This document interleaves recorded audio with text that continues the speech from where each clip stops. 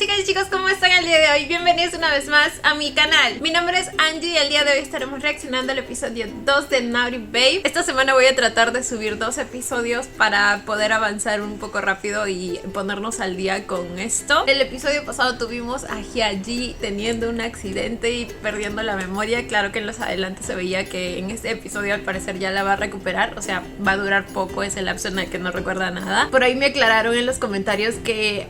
a medida que vayamos avanzando nos van a dar más contexto de lo que pasó en la relación entre Hyeji y Diao, así que me alegro por eso porque de verdad estaba un poco perdida en el primer episodio. Pero bueno chicos, no vamos a hacer tan largo esto para poder avanzar. Antes de comenzar no olviden apoyar el canal con un like, una suscripción o un super gracias, de verdad que con cualquiera de esos me ayudan muchísimo. Ahora sí, sin nada más que decir, comencemos con el video.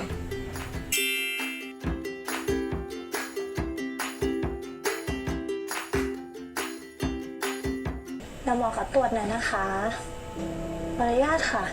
หายใจเข้าลึกๆค่ะ Tampoco parecía reconocer a Lian en los adelantos, ขอตรวจตาเพิ่มเติมนะคะมองตรงให้หน่อยค่ะ Oh, recién me di cuenta mientras subtitulaba el video del primer episodio que en realidad Hyeji sí estaba pisando los frenos y el carro no frenaba, entonces creo que es, bueno, ya era muy probable la teoría de que en realidad fue un accidente provocado porque el padre lo sugirió, así que obviamente tenía que pasar eso, pero no me había dado cuenta de ese detalle. Con eso creo que prácticamente ya se hace 100% seguro. สัญญาณชีพนะคะร่างกายทุกอย่างปกติดีเนาะแขนเคล็ดนิดหน่อยนะคะซึ่งเอ็กซเรย์ดูแล้วไม่มีการแตกของกระดูกค่ะเดี๋ยวหมอจะให้คนไข้พันผ้าไว้ก่อนเพื่อลิมิตการเคลื่อนไหวนะคะผมฉายยาพยากระดูกเหล็กพยายามอย่าไปขยับมันดีกว่าค่ะต้องให้ญาติๆช่วยดูแลด้วยนะคะสัก2 สัปดาห์น่าจะดีขึ้นแล้วคนไข้ก็พยายามอย่าไปยกของหนักหรือระวังการกระแทกซ้ำด้วยค่ะไหนคนไข้ลองทวนชื่อตัวเองให้หมอฟังหน่อยได้ไหมคะชื่อของผมนะผมพยัคฆ์ฉัตรเดชาเฉินฉัตรเดชาเป็นชื่อกลางที่ตั้งตามชื่อม้ากับผมชื่อฉัตรฉายส่วนนามสกุลเฉินตั้งตามบรรพบุรุษ Ok, tampoco te pedimos la etimología. ¿Qué dijo? ส่วนนามสกุลที่นั่งหน้าบูดอยู่ข้างหลังอะ Él es el que se pucha. แล้วคนที่นั่งอยู่ข้างคุณพ่อคือใครจำได้ไหมคะเขาบอกว่าเขาชื่อคนเดียวทชาแต่ผมว่าไม่ใช่ทชาที่ผมรู้จักอายุแค่7 ขวบ Oh แล้ว my คนไข้อายุ god. เท่าไหร่คะ แล้วหมอล่ะไอ้อี้โทษนะครับหมอ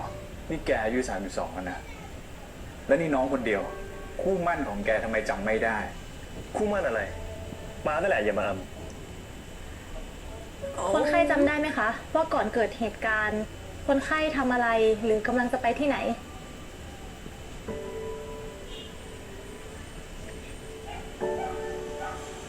แล้วความทรงจำล่าสุดเป็นเรื่องอะไรคะ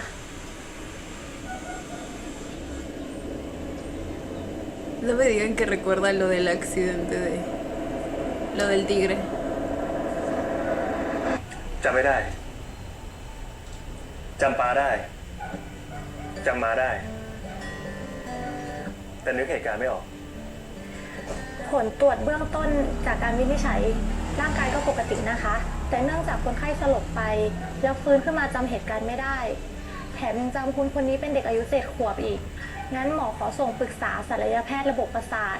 ส่งรังสีวินิจฉัยฉุกเฉินแล้วก็ขอเจาะเลือดเพื่อนำไปวินิจฉัยหาสาเหตุเพิ่มเติมนะคะโอเค Ok. Ay, pobre Diao. No es que su memoria se haya detenido en cierto momento, sino que... ¿Qué fue esa sonrisita? En estos momentos yo estaría sospechando de que no sea cierto que perdió la memoria, pero en los adelantos veíamos una escena en la que de pronto le volvieron todos los recuerdos, así que no puede ser eso. ดื่มน้ำเลยนะครับไม่เอาแล้วดื่มบ่อยเดี๋ยวปวดฉี่ Supongo que le parece curioso que él esté ahí cuidándolo. ดื่มบ่อยเดี๋ยวปวดฉี่อะถ้างั้นเฮียอยากได้อะไรเฮียบอกเดียวได้เลยนะครับอยากนอนง่วง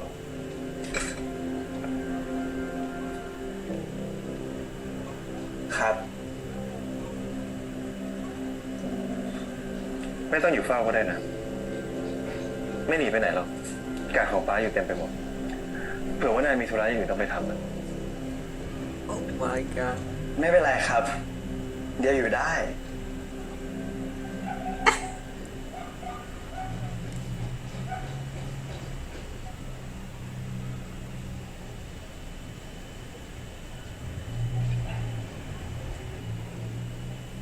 ปกติเราเรียกนายว่าอะไรนะ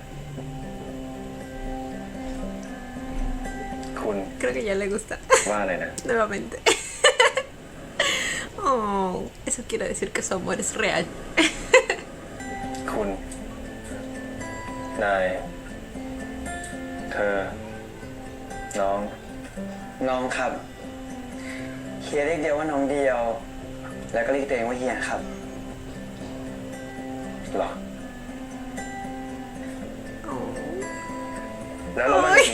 me gusta verlos así como que conociéndose de nuevo. Me encanta. Es como un nuevo แล้วเรา comienzo. มั่นกันจริงๆ หรือว่าป้าแค่เราเล่น เรามั่นกันจริงๆครับ ได้ไงอ่ะ เราเป็นผู้ชายกับผู้ชายนะ กฎหมายสมรสเท่าเทียมผ่านแล้วครับเฮีย ตอนนี้ปี 2026 คู่รักเพศเดียวกัน สามารถแต่งงานกันได้ถูกต้องตาม 2026 a la กฎหมาย miércoles. ครับ Ojalá pase. Lo แล้วเรารักกันเหรอ decretamos. Probablemente él dude ante esa pregunta, ¿verdad? Porque él no está seguro de los sentimientos de Yaji.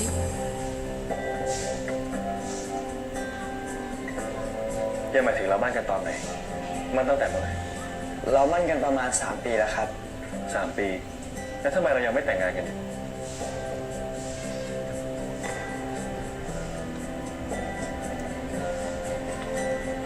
ก็เพราะว่าจริงๆแล้ว เรากำลังจะเลิกกันนะครับ มั่นกัน3 ปีแล้วเนี่ยนะ เพราะอะไร เพราะว่าเฮียมีคนอื่นนะสิครับ ไม่จริงอ่ะ ไม่มีทาง ถึงเฮียจะความจำเสื่อม Bueno, él no sabe si es que no lo recuerdas, pero no creo que lo haya hecho.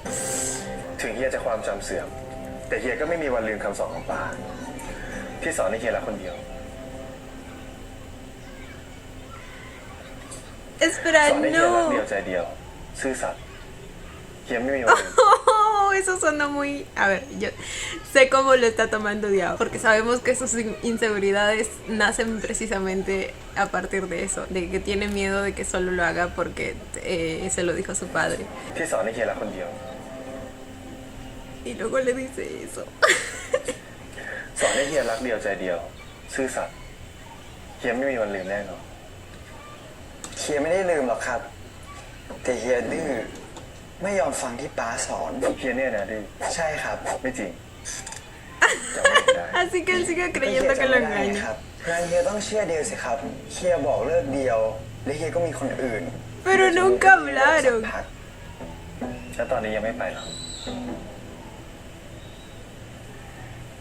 Porque te quiere demasiado. เฮียทำให้น้องเดียวเสียใจหรือเปล่า โกรธเฮียไหม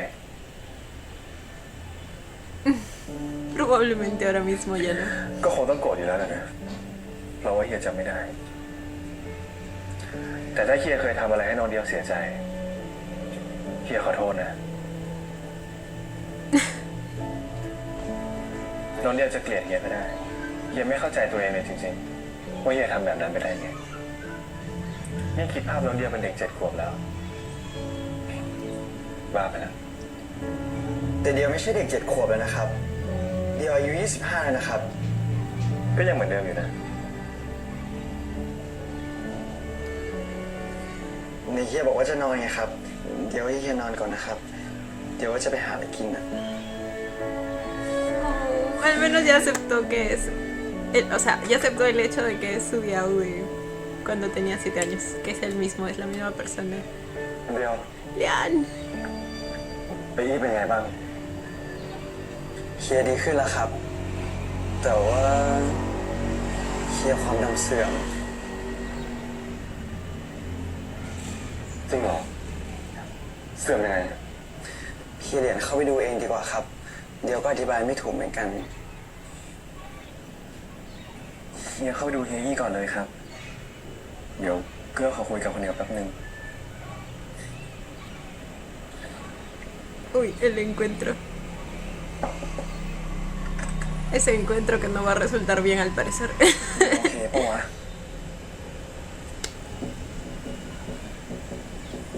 ไปคุยกันตรงนู้นดีกว่า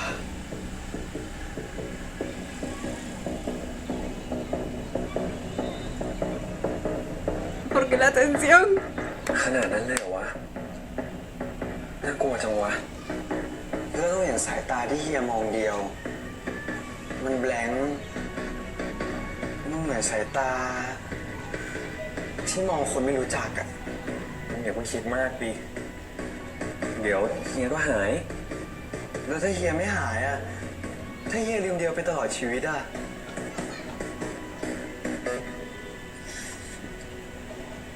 มึงอย่าเพิ่งกลัวไปก่อน มึงต้องเข้มแข็งไว้นะเว้ย แต่มีเรื่องหนึ่งที่เดียวว่ามันแปลกๆอะถ้าเดียวเล่าเรื่องนี้ให้เกื้อฟังเกื้ออย่าไปบอกใครนะ ได้ มีเรื่องอะไรมึงเล่าให้กูฟังได้หมดเลย ห้ามบอกเฮียเด่นด้วย อืม เฮียอี้บอกว่า คนเดียวทชาที่เฮียจำได้อะเป็นเด็ก7 ขวบอะ 7 ขวบ เดียวไม่รู้ว่าเฮียไปเจอเดียวตอน7 ขวบได้ยังไงอะเดียวจำไม่ได้เลยนะว่าเคยเจอเฮียมาก่อนอะ ¿Qué? จริงอยู่ที่ปามากรเป็นผู้มีพระคุณของที่บ้านเดียวอะแต่กว่าเดียวจะกลับจากอังกฤษมาเจอเฮียอี้อะก็ตอนเดียวอายุ18แล้วป่ะ Oh. อาจจะเคยเจอกันตอนเด็กแล้วเฮียจำได้หรือเปล่า เฮียก็โตกว่าเราตั้ง7 ปี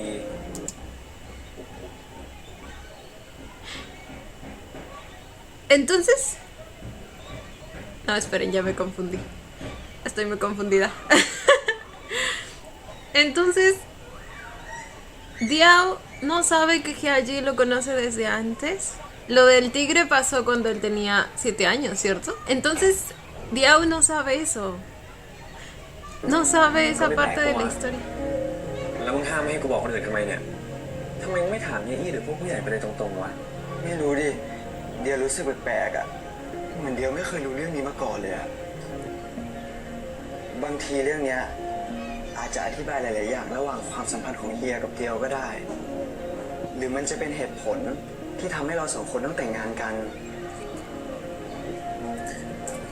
มันอาจจะไม่มีอะไร Ok, creo que la historia también tiene cierto replanteo, ¿eh? Porque esto ya lo habían aclarado en Cutie Pie. Pero bueno, me gusta la manera en la que lo están llevando.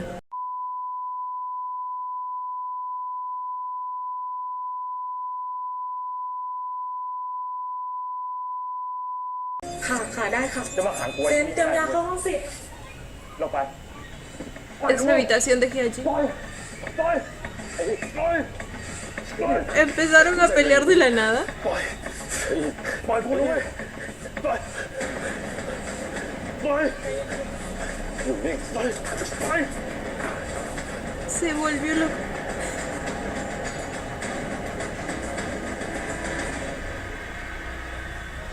Ala. Qué efectividad de la anestesia.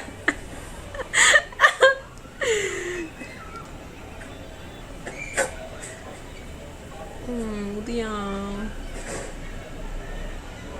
¿Por qué se alteró tanto de la nada? Oh my god, lo están amarrando.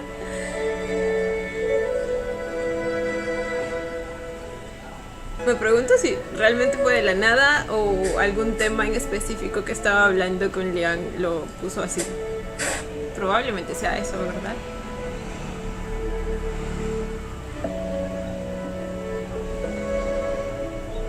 เนี่ยครับ เดียวขอโทษนะครับ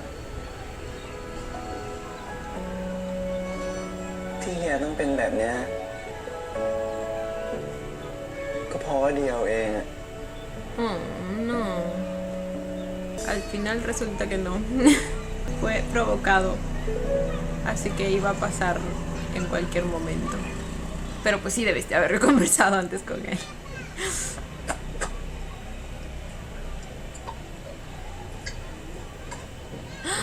Este es el recuerdo. เลอะเลอะเลอะเลอะอยู่ไหนเลอะเลอะ ¿El tigre era su mascota? ¿Ese es Mini Hyaji?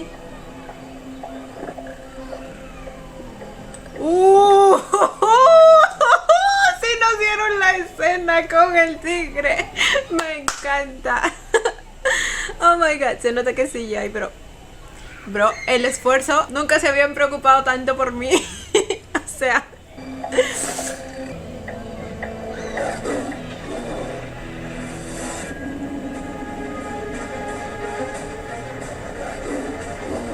Oh my god.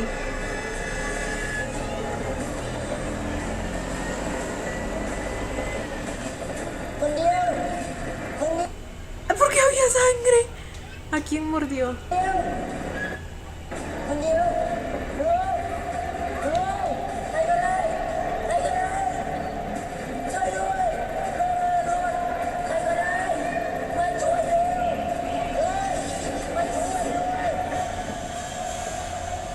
¿Lo recordó? ผมพยัคฆ์ศักดิ์เดชาเฉินเจ้าของสนามแข่งรถเฉินเซอร์กิตจะแต่งงานกับคุณทชาวงศ์ Ok, lo recordó todo. ร้อนเดียวหายไปเกื้อกิรติหวังเอารถเดียวไปซ่อนไว้ที่ไหนที่ไหนเกื้อ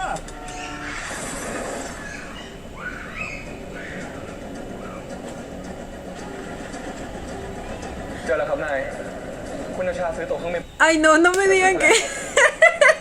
Va a recordar solo eso.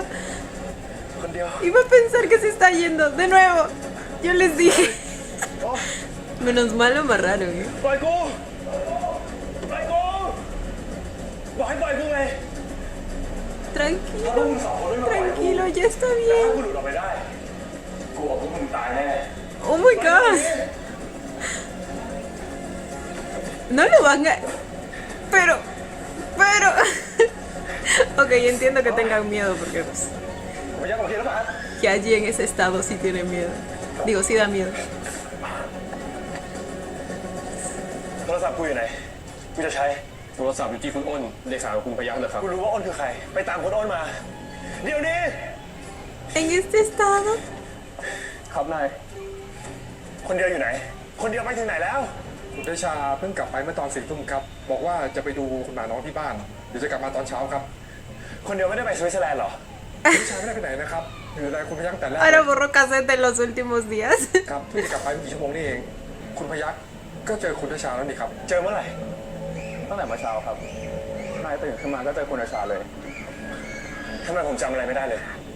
คือ นายมีอาการความจำเสื่อม Se bugueó. Se bugueó. คนไข้จำได้ไหมคะ ว่าก่อนเกิดเหตุการณ์ คนไข้ทำอะไร Ok, recién le están viniendo esos recuerdos. แล้วความทรงจำล่าสุดเป็นเรื่องอะไรคะ จำไม่ได้ จำปาได้ เรากำลังจะเลิกกันนะครับ เพราะว่าเฮียมีคนอื่นนะสิครับ ไม่มีทาง เฮียก็ไม่มีวันลืมคำสอนของปาที่สอนให้เฮียรักคนเดียว ผมความจำเสื่อมจริงๆหรอ แล้วเกิดเรื่องอะไรขึ้นบ้าง นายทำอะไรลงไปหลายอย่างครับ ทำอะไร ลองคิดดูดีๆสิครับ ¿Y si mejor me dices? เดี๋ยวให้เฮียนอนก่อนนะครับ เดี๋ยวจะไปหาอะไรกินนะครับ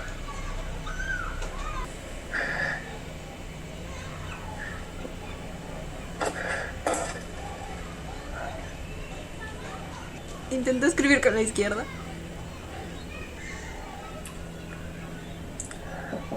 เดี๋ยวก่อน รอก่อน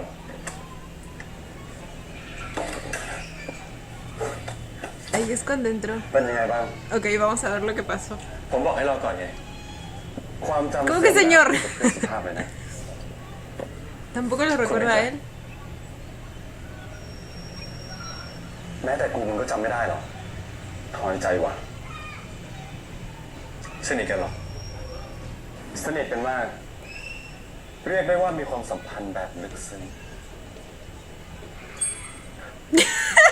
¿Qué? อย่าบอกนะว่าคุณกับผม ¿Pero qué son esas miradas? ¿Qué อย่า les บอกนะว่า pasa? คุณกับผม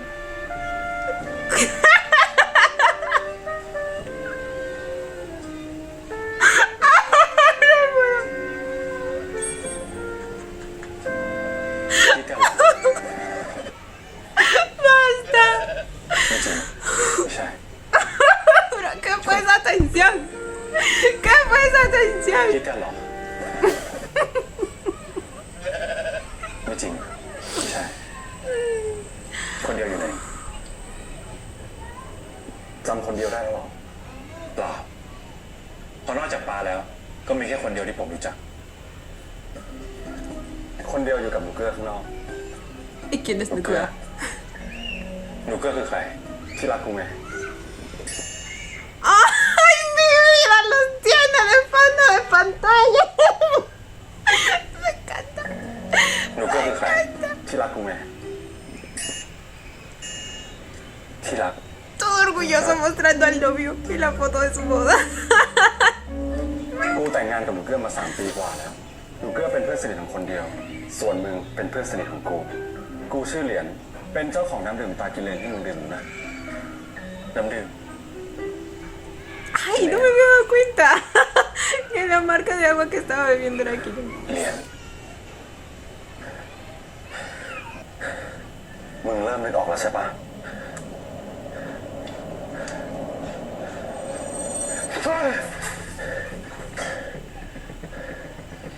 มึงใจเย็นนะยี่เดี๋ยวมึงก็นึกออก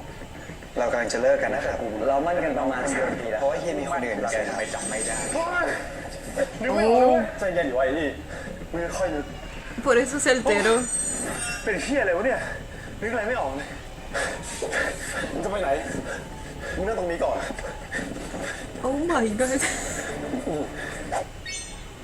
ไอเหรียญต้องชื่อเหรียญลงคือผมจะจำไม่ได้ แต่ผมไม่มีวันลืมเด็ด No puedo con los saltos que dan de un momento serio a un momento divertido. Tan random.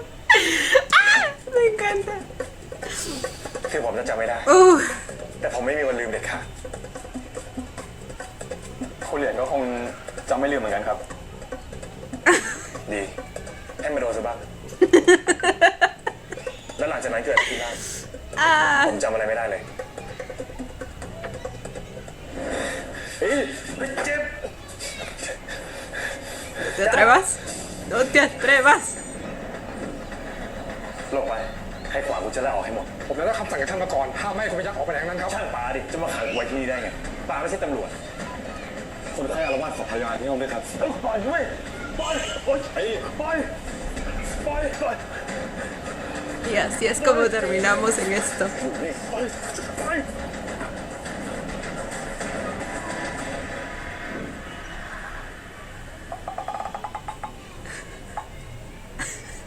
Los sonidos.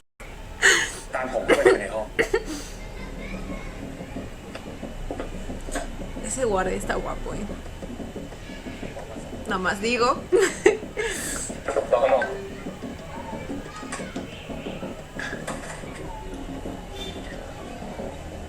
คุณนวลตอนนี้ความทรงจำของผมกลับคืนมาแล้วแต่ยังสับสนเรื่องเมื่อวานอยู่นิดหน่อย คุณห้ามบอกกับใครเด็ดขาดว่าตอนนี้อาการของผมเป็นยังไง แม้แต่กับปาก็ห้ามบอก กับคนเดียวยิ่งห้ามพูดเด็ดขาด No quiere que Diao sepa que ya recordó la การ memoria. 2 คนเปลี่ยนเป็นคนของเรา Yaji, eres diabólico. การ2 คนเลยพรุ่งนี้ให้เปลี่ยนเป็นคนของเรา ผมไม่อยากให้คนของปามายุ่งวุ่นวายครับนาย ผมมีเรื่องให้คุณทำไอเหรียญ ¿Su qué? ¿Qué? Dijo Lian, pero... ตอนนี้ผมอยู่หน้าบ้านคุณเหรียญแล้วนะครับ Ah, ¿se refería a que busque a Lian? มีเรื่องอะไร อาการคนนี้เข้าขั้นโคม่าแล้วครับ ¡Qué desgraciado! แล้วครับคุณเหรียญต้องมาที่โรงพยาบาลอย่างนี้เลยครับ ขอตามหนูเพื่อนแป๊บนึงคุณเหรียญต้องไปตอนนี้เลยครับ Es una trampa, ¿verdad? Se quiere vengar, aunque no sé de qué.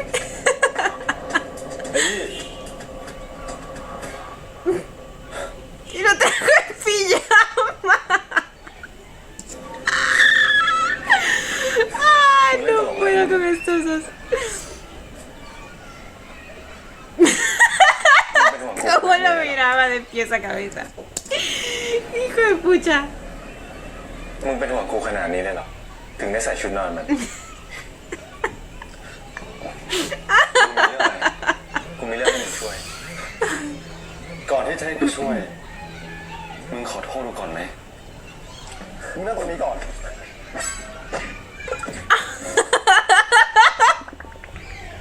ขอโทษนะ Me encanta. Me encanta cómo representa en los momentos cómicos. นั่งตรงนี้ก่อน Las pausas. ขอโทษอะไร นี่กูโดนมึงถีบฟรีเหรอ แล้วมึงยังหลอกพากูมาที่เนี่ย พูดมากว่ะ ไอ้อีก็ดูมึงทำแต่ละอย่างเลยมึงระวังตัวเถอะ กูจะให้คนเดียวย้ายมาอยู่กับกูกับหนูเกลือ Haré que, กูจะ haré que contigo se mueve conmigo y con. ให้คนเดียวย้ายมาอยู่กับกูกับหนูเกลือยิ่งความจำมึงเสีย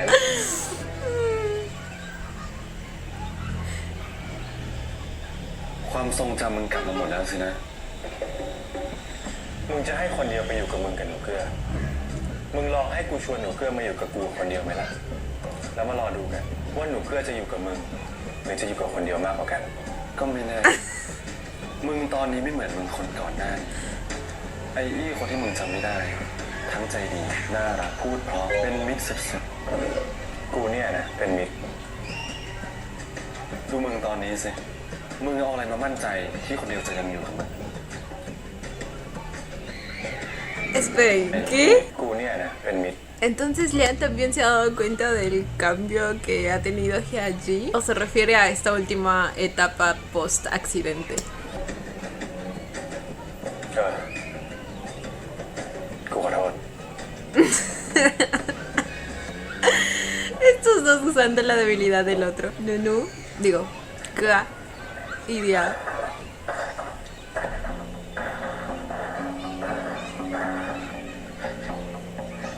Ese es Ka.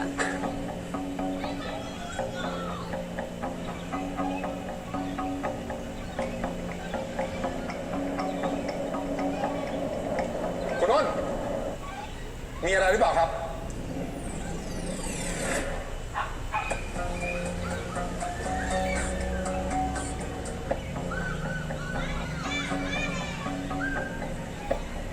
Ah, ¿quién era ese? กูขอโทษ Parecía Ka por la silueta y la manera de vestir, pero no sé. ขอโทษเรื่อง O quizá enviaron a alguien para que termine con la vida de Hyeji. Ay, ¿qué dijo? ขอกูยอมรับคำขอโทษด้วยเหรียญคริปโต อะไรวะ ถึงขนาดต้องเอาเหรียญกูเลยเหรอ มึงจำได้แล้วแต่มึงก็โกหก อะไรวะ Un Bitcoin ถึงขนาดต้องเอา es เหรียญกูเลยเหรอ suficiente. Yo también quiero. มึงรู้ได้ไง ทำไมกูจะไม่รู้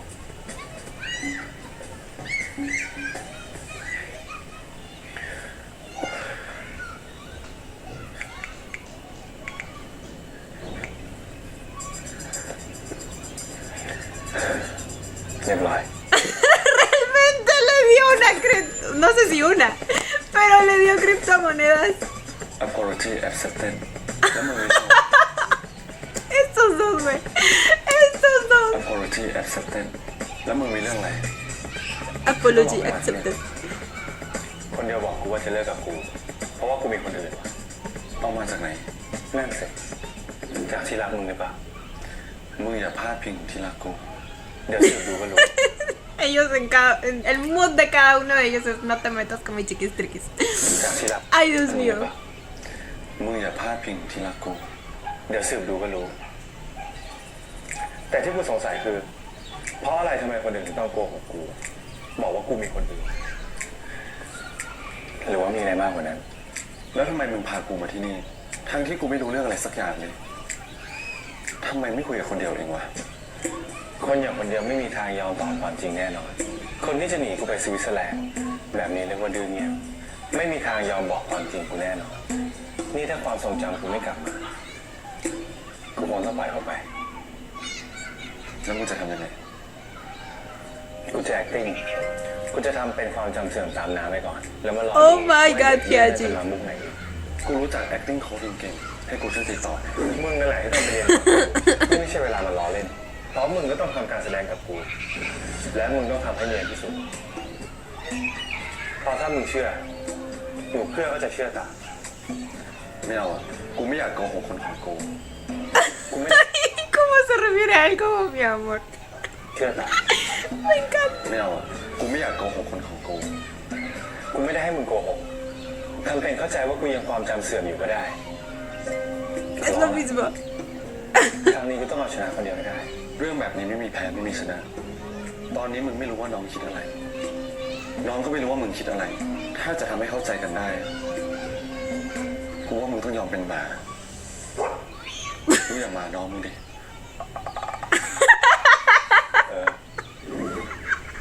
Siempre compitiendo con Nong. ถ้ามึงอยากเริ่มต้นใหม่กับน้อง มึงก็ทำเลย ถ้ามึงอยากแกล้งความจำเสื่อมทำตัวเป็นบ้า กูก็จะช่วยมึง ¿Lo van a hacer? ขอบใจที่ยอม Oh my god. ¿Qué les costó ir de frente, por Dios? Pero bueno, me encanta la situación. โอเค ถ้าคนอื่นเข้าใจว่ากูยังความจำเสื่อมอยู่กูอาจจะได้เห็นอะไรชัดเจนมากยิ่งขึ้นก็ได้ เพราะว่าครั้งนี้ไม่ใช่แค่เรื่องคนเดียวอย่างเดียว อุบัติเหตุครั้งนี้โคตรเสียชื่อดิวเลอร์ตระกูลเฉินเลย กูเช็ครถของกูทุกคัน ยิ่งกูขับเองยิ่งไม่น่าพลาด ความเร็วแค่นี้ไม่มีทางเกิดอุบัติเหตุแน่ เพราะฉะนั้นต้องมีใครสักคนมาได้สกปรกกับรถแน่ Oh. มึงแน่ใจเหรอ เรียกว่าแน่ใจยังคงไม่ได้ แต่กูคิดว่าเหตุการณ์ครั้งนี้ต้องเป็นฝีมือของใครบางคนแน่นอน Ok, esa es una razón más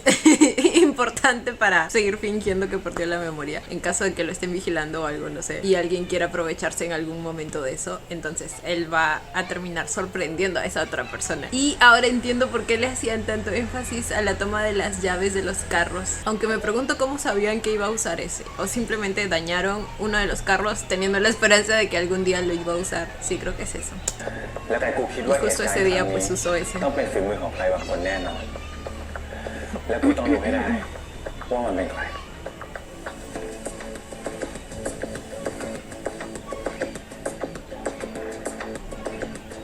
Yo creo que el tipo al que enfocaron en la ceremonia de compromiso tiene algo que ver. Obviamente. Ay, mi pobre Diao va a seguir pensando que Yaji no lo recuerda. Ese Yaji, güey. อ๋อ De todos modos, es una situación interesante. ที่เราสงสัยเฮียทำไมน้อง เดี๋ยวเราจะเจ็บตัวแล้วมีความน้ำเสื่อมอีกอะ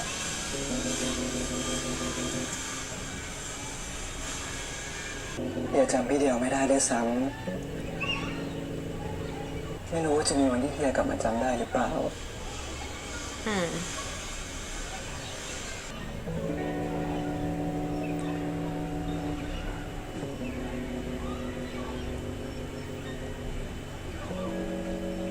แต่ก็อาจจะเป็นเรื่องดีก็ได้นะ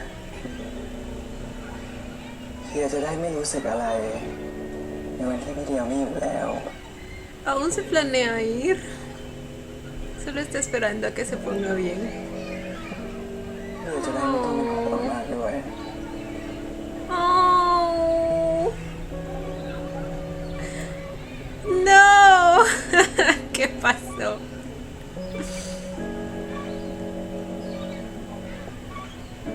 Ay, me encanta. Ay, son una pareja muy linda. El Max Na también me gusta mucho. O sea, en la vida real. Yo pienso que ahí hay algo.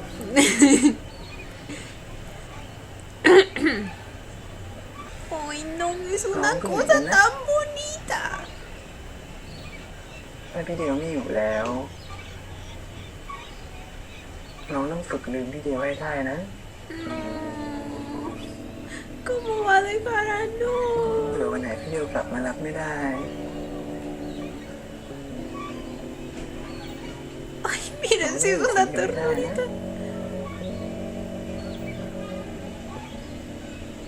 น้องเก่งกว่าพี่เดียวอยู่แล้ว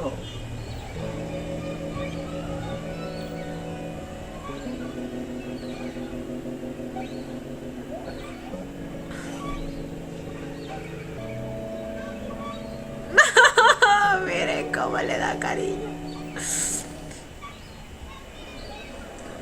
มึงรู้หรือเปล่าว่ามึงมาถึงจุดนี้ได้ยังไง จุดที่กูมาโรงพยาบาลเนี่ยเหรอ จุดที่มึงต้องหาคำตอบ ว่าทำไมคนเดียวถึงทิ้งมึงไป ไม่ได้ทิ้งเว้ย เรียกว่าถอยไปตั้งหลัก คนเดียวได้พูดไว้แล้วว่าถอยไปตั้งหลัก Bueno, en realidad no dijo nada, así que no sabemos. มึงจะตอกย้ำกูเพื่อ อ้เองมึงต้องหาต้นเหตุให้เจอก่อนมึงถึงจะแก้ปัญหาได้ O sea que Lian sí sabe que algo pasó. กูไม่รู้ว่าคนจะผิดอะไรอยู่ ไม่แปลกถ้ามึงรู้คงไม่เป็นแบบนี้หรอกมึงลองถามตัวมึงดูทำไมมึงถึงทำตัวเย็นชากับน้องทำไมมึงมั่นยังไม่แต่งงานสักที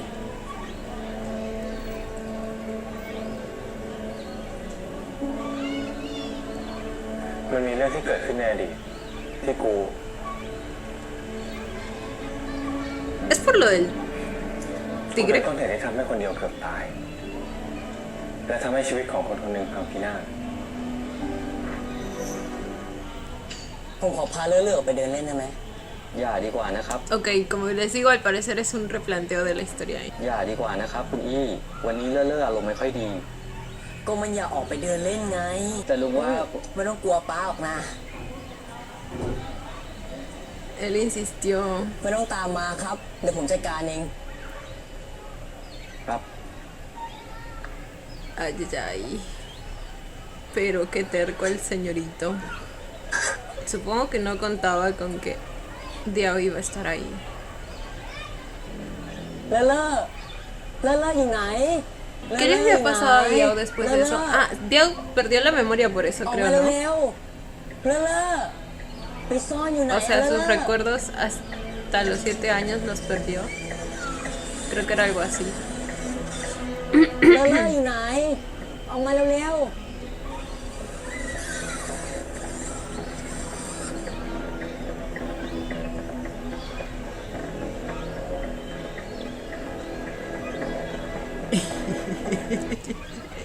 Y sí se ve bastante falso, pero igual aprecio de verdad el esfuerzo de hacerlo.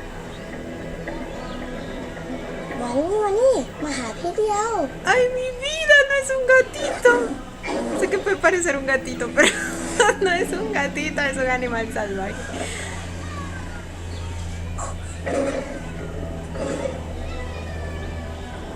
เลื่อ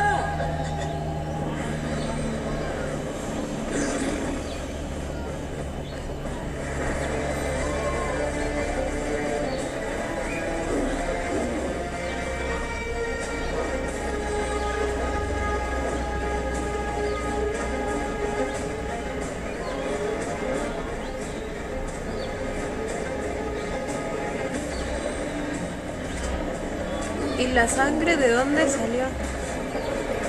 คนเดียว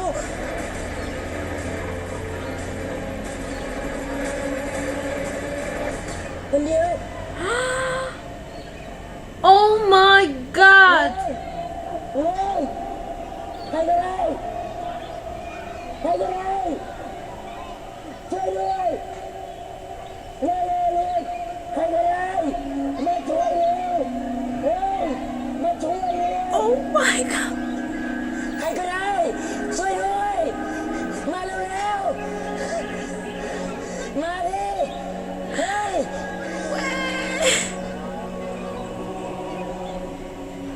คนเดียวเพิ่งจะเสียแม่ไปไม่นาน ความทรงจำของแม่กับ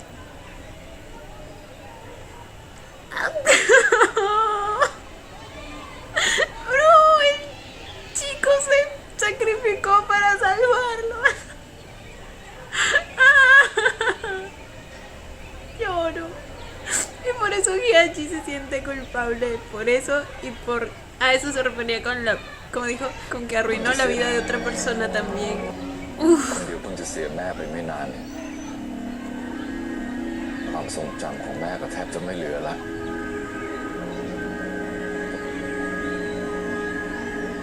มาเกิดเรื่องแบบนี้อีก Y ahí es cuando decide hacerse responsable de él. คุณเชื่อใจผมได้เลย Ya decía yo que me parecía recordar que el padre de Diao era malo. Porque sí, yo recordaba cierto conflicto ahí. Creo que no lo habíamos visto, pero por teléfono, sus conversaciones por teléfono. Algo así วัน recordaba. นั้นเลื่อๆก็ถูกส่งตัวไปสู่ช่วยเหลือสัตว์ป่าแม้ว่าบ้านกูจะเลี้ยงเลื่อๆอย่างถูกกฎหมาย แต่ป้าก็คิดว่าเราไม่ควรจะเลี้ยงมันอีก Y sí, no es un animal para tenerlo en cautiverio. ลุงคนเลี้ยงเสือ ก็ตาบอดทั้งสองข้าง Oh, al menos no murió, güey. Pero pues sí, le arruinó la vida prácticamente ese hecho. Lo ลุ dejó งคนเลี้ยงเสือ ciego. ก็ตาบอดทั้งสองข้าง จากคนขยันทำงาน ก็กลายเป็นคนไร้สมรรถภาพ ครอบครัวก็หนีหน้าแกไปหมด และหลังจากนั้นไม่นาน ลุงก็ลาโลกนี้ไป ส่วนคนเดียว Bro, qué triste. มีสภาพไม่ต่างจากตุ๊กตา กลายเป็นเด็กที่มีลมหายใจ แต่ก็เหมือนไม่มีจิตวิญญาณกูทำให้คนเดียวสูญเสียความทรงจำในวัยเด็กไปเกือบทั้งหมดเป็นความผิดของกูในตอนนั้น ถึงแม้จะขอโทษ กูก็ยังไม่เคยพูดออกมา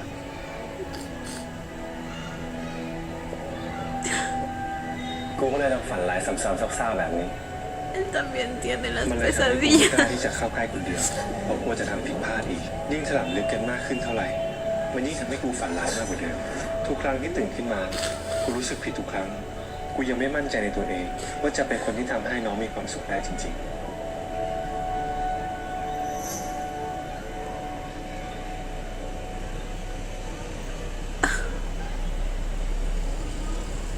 มึงเคยเล่าเรื่องนี้ให้คนเดียวฟังไหม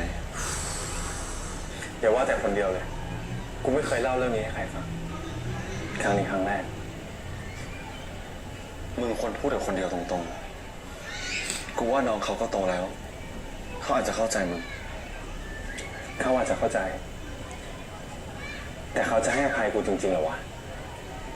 กูทำให้เขาเกือบตายสูญเสีย Ok, ความ y ทรง ahora จำไป entiendo sus inseguridades. Y bueno, tomando en cuenta que realmente están replanteando toda la situación, pues ahora tiene más sentido todo. เขาอาจจะเข้าใจ Lo que me confunde es el hecho de que Diao recuerda que conoce a Hyagi desde los 18 años. Quiere decir que todo ese tiempo en el que él estuvo como un muñeco no lo recuerda. Pensé que había borrado sus recuerdos antes de ese hecho, o sea, desde que nació hasta los 7 años. Pero al parecer hay un tiempo posterior que tampoco recuerda. Creo que podría ser algo así. สูญเสียความทรงจำไป แถมป้ายังส่งเขาไปเรียนที่อังกฤษอีก Ahí es คน cuando... เดียวแทบจะตัดขาดจากครอบครัวของตัวเอง นั่นมึงบอกว่า ahí es cuando él se va a Reino Unido y luego regresa y es como si recién conociera a Hyagi. No recuerda nada de lo que pasó antes. ดีแล้วไง กูไม่รู้ว่าทางนี้เป็นทางเลือกที่ดีที่สุดสำหรับคนเดียวแล้วหรือยัง ที่มึงเลื่อนงานแต่งงานมาเรื่อยๆ เป็นเพราะแบบนี้สินะ ไม่ใช่แค่เรื่องนี้เรื่องเดียวหรอกตั้งแต่ที่เกิดเรื่องเสือ วงธีรวิทย์ก็เรียกร้องไม่รู้จบ พ่อของคนเดียวยังไม่เท่าไหร่ แต่คุณอาสถาพรของคนเดียวนี่สุดทำตัวเป็นกุญสือคอยแต่คุณอาสถาพรของคนเดียวนี่สุดทำตัวเป็นกุญสือคอยเสี้ยให้พ่อคนเดียวมาหาผลประโยชน์จากตระกูลฉัน Oh, ¿en serio? Y a mí que me cayó bien el episodio pasado.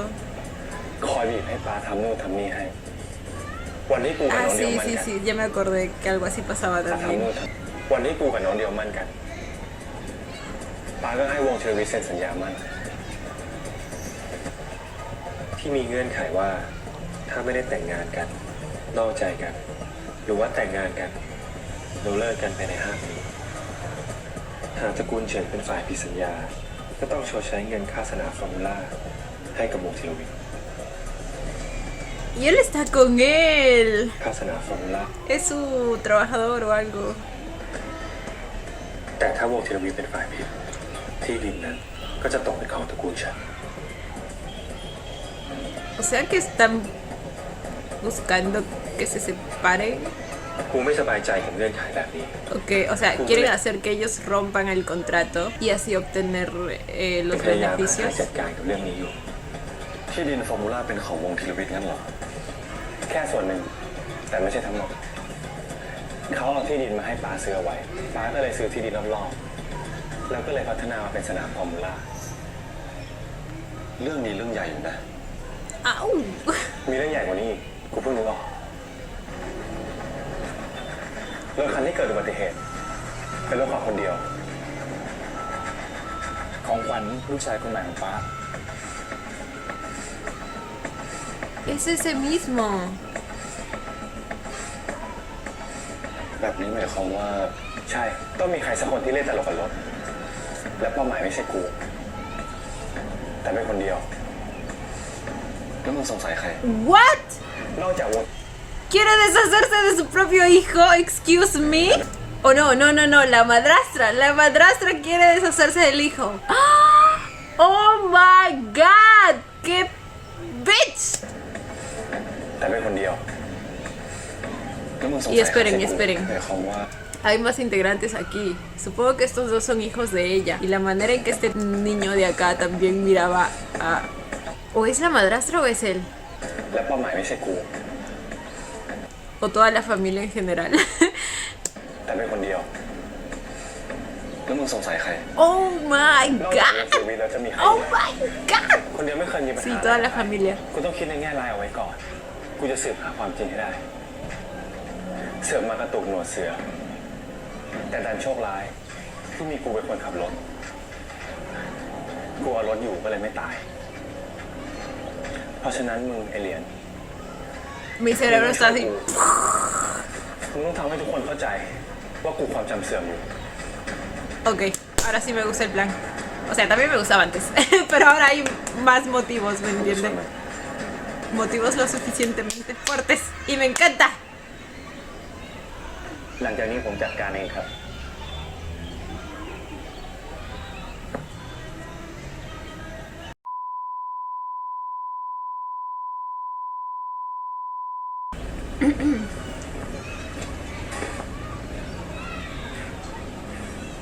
Supuestamente ya lo están llevando a คน casa. นี้ไปทำ MRI ครับ เดี๋ยวสักครู่ก็กลับมาแล้วครับ ขอบคุณนะครับ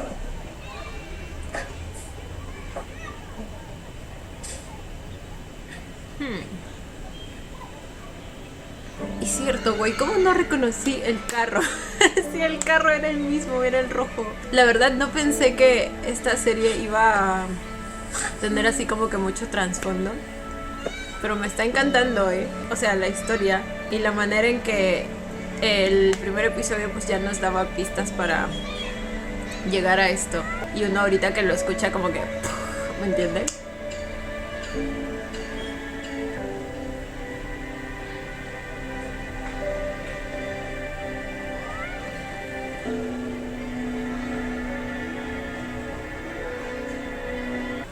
จากที่ดูเส้นเลือดและเนื้อสมองแล้วเนี่ยค่ะ ไม่พบความผิดปกตินะคะ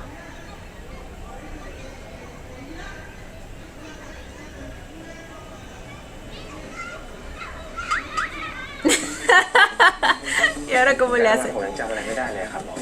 โอ๊ยเดี๋ยวมากเลยครับหมอ Mucha razón tenía Lian cuando le recomendó un profesor de actuación. ความจำเสื่อมไม่เกี่ยวกับ Ay, no puedo. ¿Qué digo? แต่ความจำเสื่อมไม่เกี่ยวกับปวดหัวนะคะ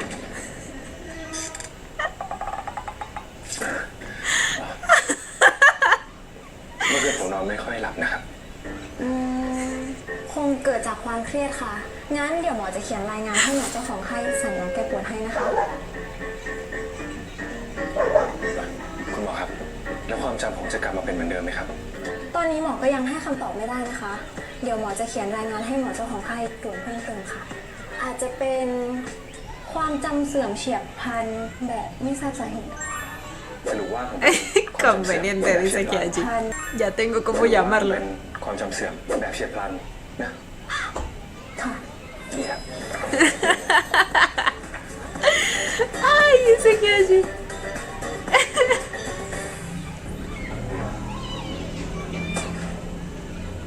นายจะให้ผมเป็นคนอะไร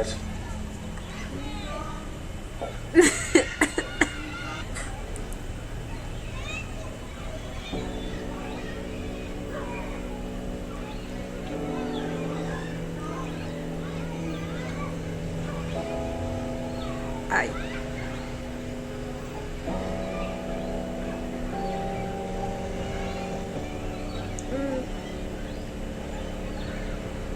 Las pestañotas que se manejan a...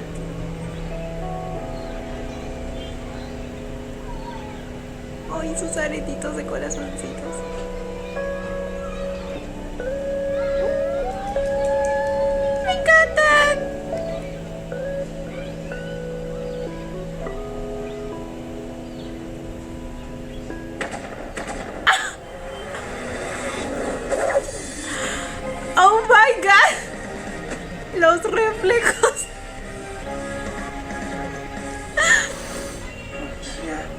ไปถึงจุดเดียว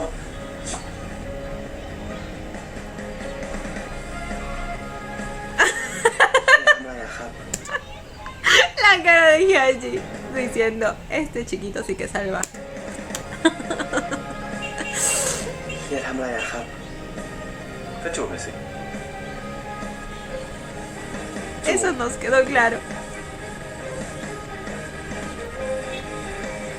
Pero eso no lo va a delatar. Obviamente le va a preguntar si ya recuerda. Pero probablemente lo niegue. Le va a decir, solo quise hacerlo y lo hice. Me encantó, me encantó este segundo เฮีย episodio. บอกเองว่าพอเฮียออกจากโรงพยาบาลแล้วเฮียจะเลิกกับเดียว พี่สัญญากับน้องเดียวตอนไหนว่าเราจะเลิกกัน What? เฮียบอกเองว่าพอเฮียออกจากโรงพยาบาลแล้วเฮียจะเลิกกับ Mi batería, chicos. Por hoy no vamos a ver adelantos, ¿ok?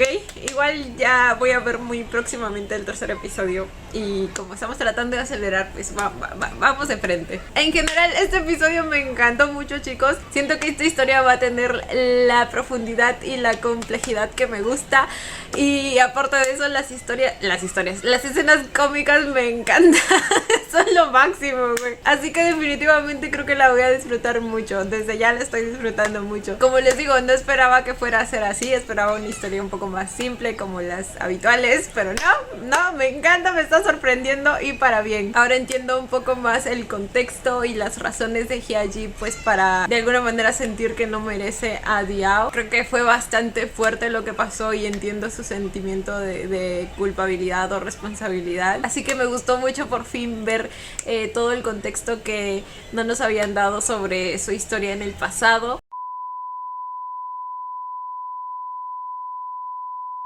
Y también tenemos el tema de la familia esta que quiere deshacerse de mi bebé Diao. Me pregunto si el padre en algún momento tendrá su desarrollo de personaje al enterarse de lo que están intentando hacer con su hijo. O quizá ni le importa, porque a ver, se nota que es un aprovechado y toda la cosa, pero matar a su hijo pues sería otro nivel. Entonces quizá por ahí en algún momento tendremos ese arco en su personaje. Como les digo, me gusta que en este episodio pues haya cobrado sentido ciertas cosas que nos habían mostrado en el primer episodio. Ya sabemos quién era el tipo ese que parecía mafioso, el de Love in the Air. Ya sabemos que la madrastra no es tan buena persona como parecía. Recién me doy cuenta que el carro que había usado Hyaji había sido el que le habían regalado a Diao ese día, así que por lo tanto nos enteramos que todo este plan era para Diao en realidad.